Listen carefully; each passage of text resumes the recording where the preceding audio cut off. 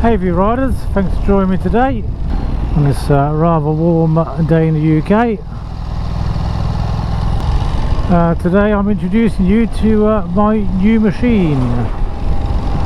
So as you will know from one of the previous videos, I have traded my Aprilia Tuono V4 factory in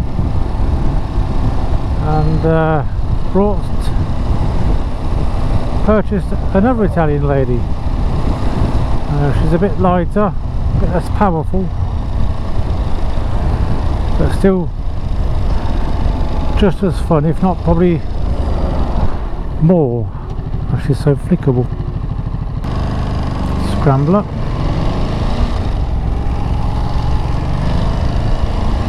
Yeah, so this is a 2022 Ducati Monster 937 Plus. I had a ride on this the other week, specifically of interest and to make a video on, and I literally fell in love from the first sort of rough throttle, to be honest. And so the more I thought about it, the more I thought, you know what, this bike is more me than the Tuono. You know, light and feisty. So yeah, I just thought, you know what, you only live once. You know, I'm going to take the plunge.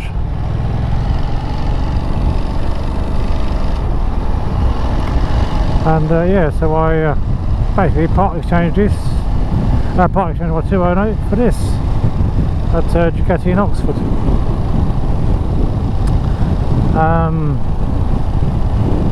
So I've had this bike for a couple of weeks now, so I know enough about it to give you my first impressions of ownership. Obviously I've already done a video review on it, on my previous videos, but the audio wasn't too good on that, I don't think, from memory. I think there's an issue with the audio. But yeah, this is so I've had this bike for 2 weeks, so I can speak a bit more of experience. And first things first, the weight. Am I in the right lane? Yep. Just negotiate this roundabout first.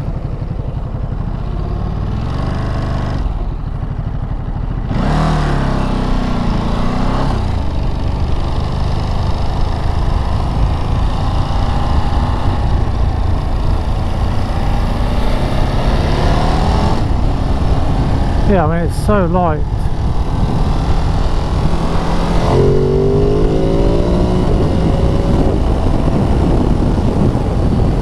But even though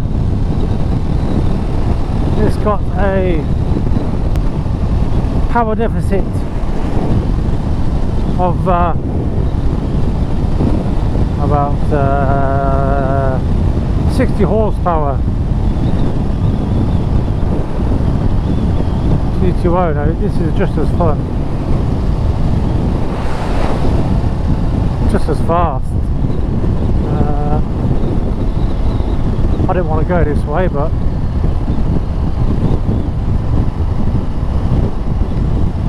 I'm confused. I'll set the sat nav for a different route, but there you go. Let's carry on for now and see where we're at. Yeah, even though there's a rather large power deficit, because this bike is so light, you know, you barely really notice that. Up to city speeds, this is just as fast as the Tuono.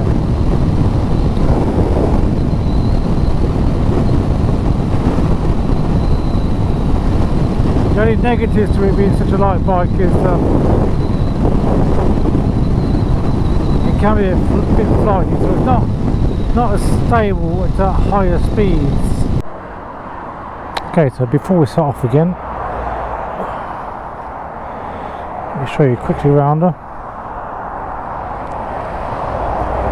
So far I've added all the EvoTech crash protection, like crash bungs, fork and swing arm protectors. The previous owner put the RNG tail tidy on. I've got Terminionis on order, which should be fitted in the next couple of weeks. But yeah, it's a pretty gorgeous looking machine as standard. But yeah, I've got a few more mods planned. I'll have the Rizoma stealth mirrors on soon, hopefully. Yeah, lovely. I'll tell you what is also incredible. Let me show you this. This is something that you don't see often on bikes nowadays. Stay.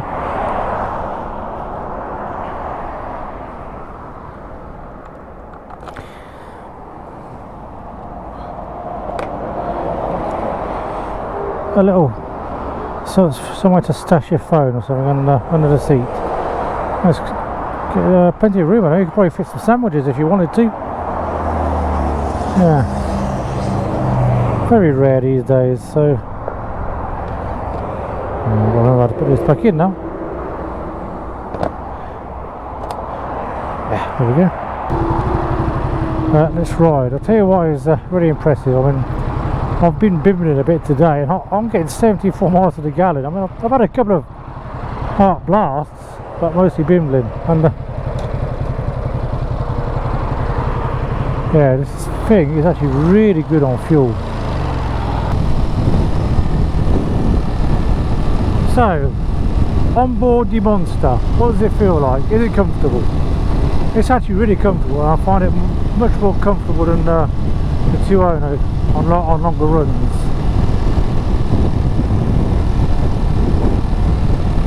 The only thing I would say, your knees are not bent at all. Your legs are quite straight. I would maybe like to the pegs to have been towards the business park.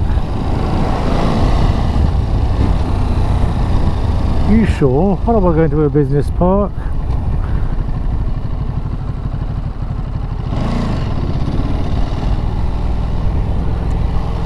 Ah, Sunday. Yeah, I would have liked them to be a little bit further back for sportier riding. And the issue I'm finding with this riding position is I do tend to get pushed forward a bit into the tank. Just a minor little gripe. You know, it's not the end of the world.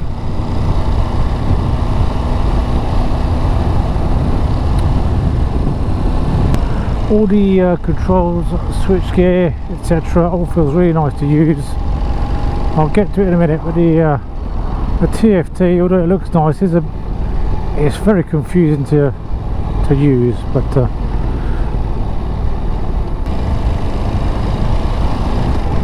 alright, so back to the onboard. Your mirrors are good. I think that they look alright, but they are a bit big. So yeah, we're off with some bar ends on here, but I've got the Rizoma Stealths coming. But I've actually got them, I just need a fitting kit, which I'm currently waiting for. In terms of vibrations, there are a few. This is this is a bike with character. Not too intrusive though, I'm not uncomfortable. Just enough to let you know that you're on a motorbike. It does make the mirrors vibrate though, so sometimes, especially on dual carriageways, it's difficult to tell how far the vehicle behind you is when you want to do an overtake. All the levers feel nice as well, they're good solid quality, They look much better than the standard levers on the 2.0 now, that's for sure. They literally look like they've been taken off a Chinese 125. The seat is probably a 5 out of 10. It does get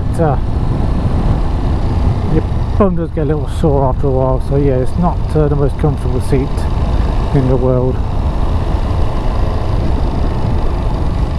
I'd like a bit more padding. One thing that this bike is missing, and it'll bring us on to the tech that it has, cruise control. I really do miss cruise control. That's the only, tech wise, it's the only thing I really miss. You can specify Bluetooth connectivity on this, but yeah, I'd love to have cruise control. Tech wise, obviously you got that really nice, albeit quite small, TFT dash, but I like it. It's compact and it's got all the info that you need at a glance. You obviously have all the cornering, ABS and traction control as expected nowadays. I've not really felt any of it in action, so I couldn't tell you what it feels like. Obviously you got your quick shifter, auto blipper, downshift only, down and downshift as well. It is quite smooth, but sometimes it takes a little while to disengage, so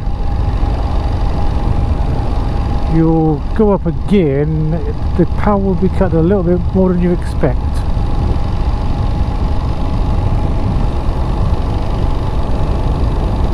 Which is annoying. But other than that, it is smooth. The big gearbox is pretty smooth as well. Had no issues finding neutral or anything. LED lighting all round as well. And as you saw earlier when I had that little walk around, it's good looking lights as well. And I'll do a video on riding at night in the future. I had my first ride in the dark yesterday, and these lights are brilliant. Yeah, got good spread. One thing I'm not 100% sold on, I know, you know, it's very subjective, but are the tyres. I am a Michelin man. You were. I'm a Michelin man. Yeah, I do prefer Michelin's personally. This is a Pirelli Rosso Corsa. I personally prefer Michelin's, but I am learning to trust them a bit more, so maybe in time I'll be okay with them. They've not given me any frights or anything, so no complaints just yet. Oh, incidentally, with the TFT screen, I have got it set to night time, so I prefer it dark. So that's why you're seeing it in dark when it should be white. This is what I don't get. It's too hot to walk your dog, mate. It's 29 effing degrees. Why do people still do that? Fuel tank is 14 litres, I believe, and I'm getting about 120 miles, I think, before the fuel light comes on.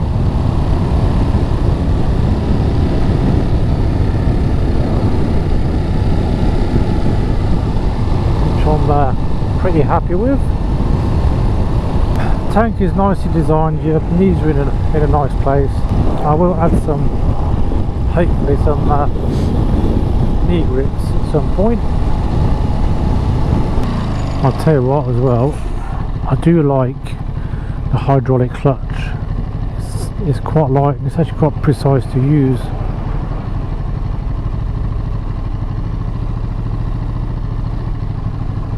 So as this is such a light bike as well, getting your feet down is not a problem at all. I think the seat height is 820 mils, and yeah, it's a very light bike, and that makes it quite confidence inspiring at low speeds. Yeah, and that's one thing with this bike, it's very confidence inspiring. It does flatter you riding. So what about the brakes? The brakes are in fact really good, as you'd expect. I would, rather being critical, your front maybe lacks a little bit of bite, initial bite, but that's just a minor criticism. It's still powerful enough, no complaints. The rear, so it's not going to do it now. There you go. When you come to a stop, there's that really annoying whine. So I don't know what that is. It's a little bit annoying. It means that you don't try not to use the rear in town. This is embarrassing. I'll have to see if there's a fix for that at some point.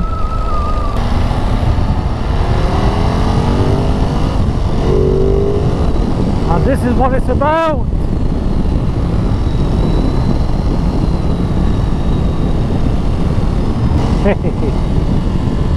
It's such a lovely little engine. Obviously it's not as punchy as the V4, you won't know, but yeah, they're really miles away, you know.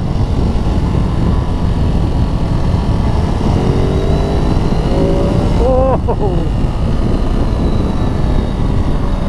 Suspension wise,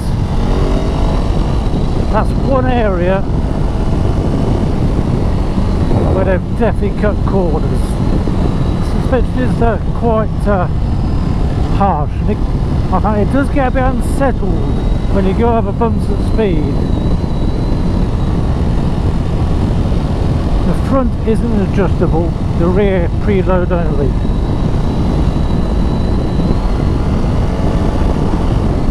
In general, day-to-day riding is fine. I will eventually probably look to upgrade the suspension. So I think that's pretty much concluded my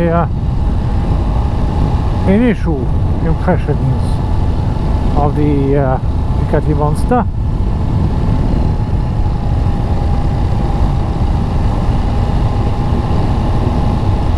I will obviously have some more reports coming in the future.